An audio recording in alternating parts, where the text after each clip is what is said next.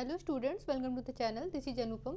Last video में हमने पढ़ा था स्टेट्स ऑफ मैटर के बारे में कि मैटर क्या होता है, उनके कौन कौन से स्टेट होते हैं। तो बेसिकली हमने 3 स्टेट के बारे में पढ़ा था, that is solid, liquid and gas. Solid, कौन कौन से 3 स्टेट थे? Solid state, liquid state and gas state. लेकिन अभी हमें ये पढ़ना है कि कैन मैटर चेंज स्टेट, क्या मैटर अपने स्टेट को चेंज कर सकते हैं? मतलब क्या सॉलिड से लिक्विड में, लिक्विड से गैस में, या फिर सॉलिड से गैस में किसी भी तरह से अपने स्टेट को चेंज कर सकते हैं? तो इसका आंसर देने के पहले हम एक एग्जांपल समझते हैं। जैसे फ्रीज़र में आइस रखा हुआ है, तो वाटर का कौन सा फॉर्म ये होता है? सॉलिड फॉर्म में होता है। लेकिन जैसे ही हम इसको रूम टेम्परेचर पर निकाल देते हैं, बाहर ले आते हैं, तो ये क्या होता है? मेल्ट होने लगता है, और मेल्ट होके ये किस में कन्वर्ट हो जाता है? वाटर में कन्वर्ट हो जाता है। और जैसे ही ये वाटर में कन्वर्ट हुआ, तो ये कौन सा स्टेट हो गया? लिक्विड स्टेट हो गया। उसके बाद इस लिक्विड को किसी कंटेनर में रख के अगर हम हीट करने के लिए रखते हैं, है ना, हीट करने के लिए रख दे, तो ये क्या होता है? वेपर बन के उड़ जाता है ना। तो जो वेपर बन रहा है वो कौन सा फॉर्म होता है वाटर का? वो गैसियस फॉर्म होता है। तो इस एग्जाम्पल से हमें क्या समझ में आ रहा है कि yes, a matter can change it's state. ठीक है, मतलब सॉलिड से लिक्विड में, लिक्विड से गैस में चेंज हो सकता है।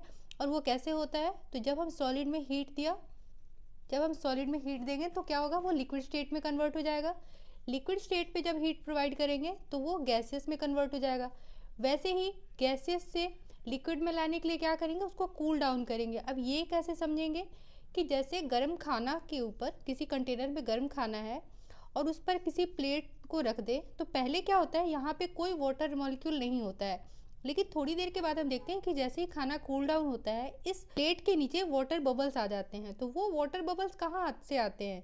तो यही जो वेपर था ना इसका, ये जो गैस था, ये वेपर था, यही कूल डाउन होके किस में कन्वर्ट हो गया? लिक्विड में कन्वर्ट हो गया। मतलब क्या कि गैसेस स्टेट से लिक्विड स्टेट में कैसे कन्वर्ट होता है? तो कूल डाउन होके, है ना। वैसे ही लिक्विड से सॉलिड में कैसे आता है? अगेन कूल डाउन होके। जैसे वाटर है, वाटर को वापस फ्रीज़र में डाल देते हैं तो क्या होगा? आइस बन जाता है। मतलब क्या हो रहा है? यहाँ पे टेम्परेचर डिक्रीज हो रहा है और उससे क्या हो रहा है? सॉलिड में कन्वर्ट हो रहा है। तो ये आखिर होता कैसे है? इसको समझने के लिए हम किसको देखते हैं? पार्टिकल के पोजीशन को देखते हैं। जैसे सॉलिड में पार्टिकल्स कैसे होते हैं? आपस में जुड़े हुए होते हैं। ठीक है, ऐसे आपस में बिल्कुल पास पास होते हैं, जुड़े हुए होते हैं। वहीं अगर हम लिक्विड की बात करें तो लिक्विड में पार्टिकल्स कैसे होते हैं? थोड़े दूर दूर होते हैं ना, कुछ डिस्टेंस पे होते हैं लिक्विड में। और गैस में पार्टिकल्स और भी ज़्यादा दूर होते हैं, बहुत दूर दूर होते हैं। और इसी बेसिस पे हम डिफाइन करते हैं कि मैटर सॉलिड है, लिक्विड है, या फिर गैस है। तो इसमें हम क्या समझ पा रहे हैं कि अगर किसी भी तरीके से इन मॉलिक्यूल्स के बीच का जो डिस्टेंस है, जो स्पेस है, उस स्पेस को क्या कहते हैं? इंटरमॉलिक्यूलर स्पेस कहते हैं। तो किसी भी तरीके से अगर इस स्पेस को हम इंक्रीज कर दें तो वो किस में कन्वर्ट हो जाएगा? लिक्विड में कन्वर्ट हो जाएगा, है ना। मॉलिक्यूल जैसे ही एक दूसरे से थोड़े दूर चले गए तो वो किस में कन्वर्ट हो जाएगा? लिक्विड स्टेट में कन्वर्ट हो जाएगा। अगर इनके मॉलिक्यूल्स बहुत ज़्यादा दूर दूर चले गए, किसी भी कारण से अगर हम ऐसा कर पा रहे हैं, तो किस स्टेट में कन्वर्ट हो जाएगा? गैसियस स्टेट में कन्वर्ट हो जाएगा। सिमिलरली कोई मैटर गैसियस स्टेट में है और उसके मॉलिक्यूल्स को अभी तो क्या है? बहुत दूर दूर है, लेकिन किसी तरीके से इनके मॉलिक्यूल्स को अगर हम पास ला पाए, एक दूसरे के पास ला पाए, तो वो कौन से स्टेट में कन्वर्ट हो जाएगा? लिक्विड स्टेट में कन्वर्ट हो जाएगा। वैसे ही लिक्विड स्टेट के पार्टिकल्स को अगर हम और पास लाने की कोशिश करें, है ना, टेम्परेचर के हिसाब से, टेम्परेचर को कम करके या प्रेशर बढ़ा के, किसी भी तरीके से अगर हम ऐसा कर पाएँ और मॉलिक्यूल्स बिल्कुल पास पास आ जाए कि इनके बीच का जो स्पेस है, ये जो स्पेस है बिल्कुल ही ख़त्म हो जाए, तो वो किस स्टेट में कन्वर्ट हो जाएगा? सॉलिड में कन्वर्ट हो जाएगा। ठीक है, मतलब क्या कि हम या तो टेम्परेचर या फिर प्रेशर में वेरिएशन करके मैटर के स्टेट को चेंज कर सकते हैं। सॉलिड को लिक्विड में, लिक्विड को गैस में, या किसी को किसी में कन्वर्ट कर सकते हैं। तो इसको हम कैसे लिख सकते हैं? इसे हम लिख सकते हैं कि we can change the physical state of matter in 2 ways. किसी भी मैटर के फिजिकल स्टेट को हम 2 तरीके से चेंज कर सकते हैं। पहला by changing the temperature, temperature में चेंज लाके, एंड दूसरा by changing the pressure, pressure में चेंज लाके। ठीक है, तो पहला टॉपिक देखते हैं कि टेम्परेचर में चेंज लाने से स्टेट ऑफ मैटर को हम कैसे चेंज कर पाते हैं। Effect of temperature on change of state of matter, इसको कैसे समझेंगे? जैसे एक मैटर है, सपोज ये सॉलिड है, ठीक है। हर एक मैटर में क्या होता है? मॉलिक्यूल्स होते हैं, पार्टिकल होता है, किसी भी स्टेट का हो, सॉलिड, लिक्विड या फिर गैस हो। इसमें बहुत सारे मॉलिक्यूल्स होते हैं। सॉलिड में बिल्कुल पास पास होते हैं, लिक्विड में थोड़े दूर होते हैं और गैस में बहुत दूर दूर होते हैं। ठीक है, तो जैसे ही हम क्या करते हैं, टेम्परेचर इंक्रीज़ करते हैं, टेम्परेचर इंक्रीज़ करने से क्या होता है, इन पार्टिकल्स के पास कुछ एनर्जी आ जाती है और उस एनर्जी के कारण ये वाइब्रेट करना स्टार्ट हो जाते हैं। या फिर इसको आप ये कह सकते हो कि ये जो टेम्परेचर इंक्रीज़ हो रहा है, इनकी वजह से इनके पार्टिकल के काइनेटिक एनर्जी इंक्रीज कर जाती है ना। जैसे ही टेम्परेचर इंक्रीज करते हैं, टेम्परेचर इंक्रीज करने के कारण इन पार्टिकल्स की काइनेटिक एनर्जी इंक्रीज कर जाती है और काइनेटिक एनर्जी इंक्रीज करने के कारण क्या होता है, ये पार्टिकल वाइब्रेट करने लगते हैं। ठीक है, तो जितनी ज़्यादा हम हीट देते हैं, जितना ज़्यादा हीट देते हैं, ये पार्टिकल उतना ज़्यादा वाइब्रेट करते हैं, उतनी ज़्यादा इनके पास एनर्जी आ जाती है। अब काइनेटिक एनर्जी बढ़ने से क्या होता है कि ये पार्टिकल वाइब्रेट करने लगे। वाइब्रेट करते करते क्या होता है कि एक्चुअली क्या है, ये सारे पार्टिकल एक दूसरे से कैसे जुड़े रहते हैं, फोर्स ऑफ अट्रैक्शन के कारण जुड़े रहते हैं। इनके बीच में फोर्स ऑफ अट्रैक्शन होता है जिसके कारण ये एक दूसरे से जुड़े रहते हैं। तो एक पॉइंट ऐसा आता है, हीट देते देते एक पॉइंट ऐसा आता है कि ये एनर्जी इस फोर्स ऑफ अट्रैक्शन से ज़्यादा हो जाता है। ठीक है, ये इसको ओवरकम कर लेता है। ओवरकम करने से क्या होता है कि ये पार्टिकल एक दूसरे से दूर चले जाते हैं, ये पार्टिकल एक दूसरे से दूर चले जाते हैं, मतलब क्या, अपने फिक्स्ड पोजीशन से अलग हो जाते हैं। तो जैसे ही टेम्परेचर इंक्रीज़ किया, काइनेटिक एनर्जी इंक्रीज़ हुई। काइनेटिक एनर्जी इंक्रीज होने के कारण पार्टिकल्स ज़्यादा वाइब्रेट करने लगते हैं और वाइब्रेट करते करते इनकी एनर्जी इस फोर्स ऑफ अट्रैक्शन से ज़्यादा हो जाती है और ये अपनी जगह से डिस्प्लेस हो जाते हैं, दूर चले जाते हैं। और जब दूर चले जाते हैं तो इनके बीच का स्पेस बढ़ जाता है। जैसे ही स्पेस बढ़ा तो सॉलिड के पार्टिकल का स्पेस बढ़ता है, तो वो किस में कन्वर्ट हो जाता है, लिक्विड में कन्वर्ट हो जाता है। लिक्विड के पार्टिकल का स्पेस बढ़ता है, इंटरमॉलिक्यूलर स्पेस बढ़ता है, तो वो किस में कन्वर्ट हो जाता है, गैस में कन्वर्ट हो जाता है। सॉलिड के पार्टिकल का स्पेस बहुत ज़्यादा सडनली इंक्रीज हो जाता है, तो वो किस में कन्वर्ट हो जाता है, गैस में कन्वर्ट हो जाता है। तो इसको हम वर्ड्स में कैसे लिखेंगे कि on increasing temperature of solid, जैसे ही सॉलिड का टेम्परेचर हम इंक्रीज करते हैं क्या होता है, the kinetic energy of particles increases. वो जो पार्टिकल्स हैं, मॉलिक्यूल्स हैं, उनकी काइनेटिक एनर्जी बढ़ जाती है। ठीक है, एंड अप्लाइंग कंटिन्यूस हीट, और हम हीट को कंटिन्यूस अप्लाई करते जा रहे हैं, तो उस समय क्या होता है कि काइनेटिक एनर्जी भी इंक्रीज होती है और वो इंक्रीज्ड काइनेटिक एनर्जी धीरे धीरे करके जो फोर्स ऑफ अट्रैक्शन है मॉलिक्यूल्स के बीच में, उसको ओवरकम कर जाती है, उससे भी ज़्यादा हो जाती है। और उस स्टेज पर क्या होता है, जो मॉलिक्यूल्स है वो अपने फिक्स्ड पोजीशन को छोड़ देते हैं और फ्री मूव करना स्टार्ट कर देते हैं।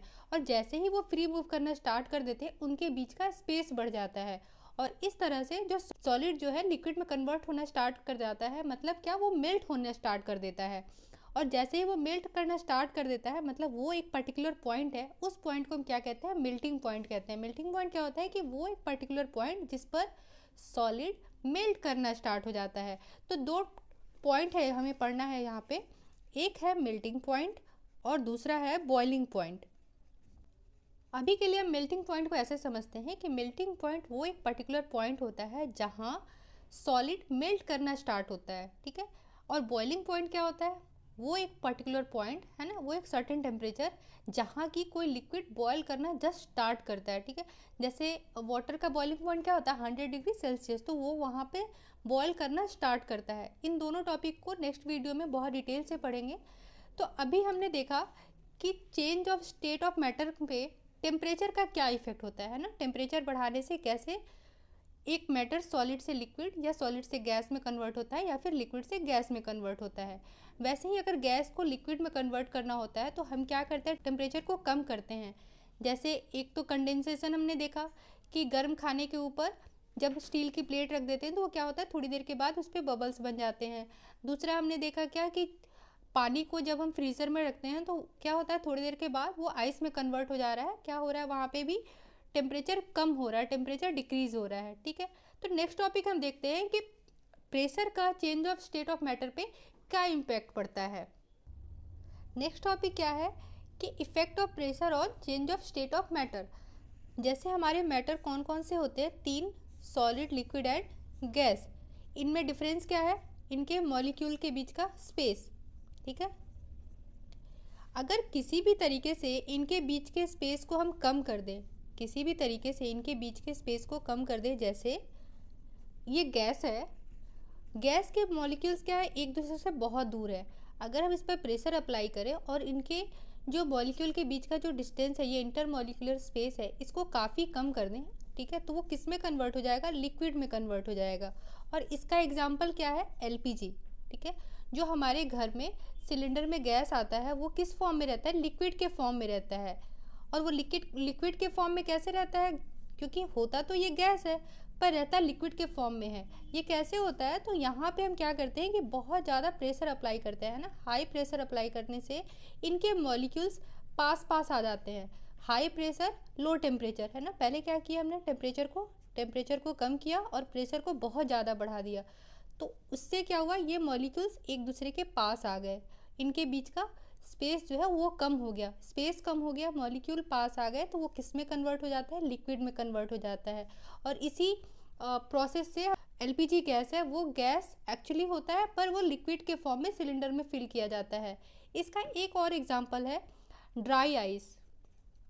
ड्राई आइस क्या होता है, ये solid form of carbon dioxide होता है, solid form of carbon dioxide होता है। तो कार्बन डाइऑक्साइड एक्चुअली क्या है, होता तो गैस का फॉर्म है, लेकिन वो रहता किस फॉर्म में है, सॉलिड के फॉर्म में है, और इसी को हम क्या कहते हैं, ड्राई आइस कहते हैं। तो ये कैसे कन्वर्ट होता है, ये गैस को हमने यहाँ पे क्या किया, गैस को किस में कन्वर्ट किया, सॉलिड में कन्वर्ट किया। कैसे, हाई प्रेशर पे, अगेन यहाँ पे प्रेशर हाई टेम्परेचर लो, बहुत ज़्यादा प्रेशर अप्लाई किया तो क्या हुआ, इनके मॉलिक्यूल्स बहुत पास पास आ गए, बिल्कुल एक दूसरे के पास जुड़ गए, ठीक है, और किस में कन्वर्ट हो गया, सॉलिड में कन्वर्ट हो गया। यहाँ पे अगर प्रेशर हम 1 एटमॉस्फेयर भी कम कर देते हैं तो वो तुरंत किस में कन्वर्ट होने लगता है, गैस में कन्वर्ट होने लगता है। तो हम इसको ऐसे लिख सकते हैं, by applying high pressure and reducing temperature, बहुत ज़्यादा प्रेशर और टेम्परेचर को कम करके हम क्या कर सकते हैं, जो भी एटमॉस्फेरिक गैस है उनको हम लिक्विड में कन्वर्ट कर सकते हैं। इसको एक और एग्जांपल से समझे, जैसे एक कंटेनर में क्या है, एयर पार्टिकल्स हैं, जब हम इसको पिस्टन के हेल्प से हाई प्रेशर इस पर अप्लाई करते हैं तो ये क्या होता है, श्रिंक हो गया है ना, इनके मॉलिक्यूल्स पास पास आ जाते हैं, इनके मॉलिक्यूल्स क्या होते हैं, पास पास आ जाते हैं। और उस केस में ये जो गैस है, ये क्या थे, पहले गैस है और अब ये किस में कन्वर्ट हो जाते हैं, लिक्विड में कन्वर्ट हो जाते हैं, क्योंकि इनके पार्टिकल्स के बीच का जो स्पेस है वो कम हो जाता है और कम होने के कारण ये लिक्विड में कन्वर्ट हो जाता है, ठीक है। तो अब ये जो कन्वर्जन है, इन सारे कन्वर्जन के प्रोसेस को हम क्या कहते हैं वो देखते हैं। जैसे सॉलिड से लिक्विड में कन्वर्ट होता है, लिक्विड से गैस में, या फिर गैस से सॉलिड में, तो उस प्रोसेस को क्या कहते हैं, तो नेक्स्ट टॉपिक में हम वही देखेंगे। जो सॉलिड, लिक्विड और गैस, ये 3 स्टेट ऑफ मैटर है हमारे पास। सॉलिड से जब लिक्विड में कन्वर्ट होता है ना, सॉलिड से लिक्विड में कन्वर्ट होता है, उस प्रोसेस को क्या कहते हैं, फ्यूज़न कहते हैं। वैसे ही लिक्विड से जब गैस में कन्वर्ट होता है तो ये प्रोसेस तो सबको मालूम है, इस प्रोसेस को क्या कहते हैं, वेपोराइजेशन कहते हैं। वही अगर लिक्विड से सॉलिड में आता है, कन्वर्ट होता है, तो उस प्रोसेस को हम सॉलिडिफिकेशन कहते हैं। और इसको हम कैसे याद रख सकते हैं, इसके नाम से याद रख सकते हैं। मतलब क्या हो रहा है, लिक्विड सॉलिड में कन्वर्ट हो रहा है तो इसको क्या लिख देंगे, इसको लिखेंगे सॉलिडिफिकेशन। और वैसे ही गैस अगर लिक्विड में कन्वर्ट हो रहा है, उस प्रोसेस को क्या कहते हैं, उस प्रोसेस को कहते हैं कंडेंसेशन, ठीक है। गैस लिक्विड में कन्वर्ट हुआ उसे क्या कहें, कंडेंसेशन। लिक्विड सॉलिड में कन्वर्ट हुआ उसे क्या कहें, उसे कहें सॉलिडिफिकेशन। और सॉलिड लिक्विड में गया उसको कहेंगे फ्यूज़न। वैसे ही लिक्विड गैस में कन्वर्ट होता है उसको क्या कहेंगे, वेपोराइजेशन, ठीक है। अब अगर सॉलिड और गैस की बात करें तो सॉलिड डायरेक्टली जब गैस में कन्वर्ट हो जाता है या फिर गैस डायरेक्टली सॉलिड में कन्वर्ट हो जाता है तो उस प्रोसेस को हम सब्लिमेशन कहते हैं। इन दोनों ही प्रोसेस को सब्लिमेशन कहते हैं। और इसका एग्जाम्पल क्या होता है, इसका एग्जाम्पल कैम्फर है। हमने देखा है जैसे घर में हम जब कपूर जलाते हैं तो वो क्या होता है, वो लिक्विड स्टेट में नहीं जाता है, डायरेक्टली सॉलिड से वो गैस में कन्वर्ट हो जाता है, ठीक है। या फिर जो नेफ्थलीन बॉल्स है वो भी जब हम रखते हैं तो वो क्या होता है कि वो डायरेक्टली गैस में कन्वर्ट हो जाता है, वो लिक्विड में कन्वर्ट नहीं होता है। इसका डेफिनेशन कैसे लिखेंगे, तो फ्यूजन को जैसे डिफाइन किए हम कि the process of melting in which solid state change into liquid state at a certain temperature is called fusion. मतलब क्या कि प्रोसेस ऑफ मेल्टिंग क्यों लिखें, क्योंकि सॉलिड जब लिक्विड में कन्वर्ट हो रहा है तो वो मेल्ट ही तो हो रहा है ना, चाहे वो आप आइस ले लो, या फिर कोई कॉपर को भी जब हम बहुत ज़्यादा हीट करते हैं तो क्या होता है, वो भी मेल्ट होता है। कोई भी मेटल जैसे गोल्ड है, गोल्ड को भी हम बहुत ज़्यादा हीट करते हैं तो वो भी मेल्ट होता है। तो सॉलिड से जो लिक्विड में कन्वर्ट हो रहा है उस प्रोसेस को हम क्या कहते हैं, मेल्टिंग कहते हैं। तो द प्रोसेस ऑफ मेल्टिंग, जिसमें सॉलिड से लिक्विड स्टेट में चेंज हो रहा है और एट अ सर्टेन टेम्परेचर। ये सर्टेन टेम्परेचर का मतलब क्या है कि हर एक सॉलिड का अपना एक मेल्टिंग पॉइंट होता है, तो उसे क्या कहे, फ्यूजन कहे। वैसे ही अगर हमें सॉलिडिफिकेशन लिखना है तो उसको कैसे डिफाइन करेंगे, तो यहाँ पे सिर्फ हम ये स्टेट चेंज कर देंगे।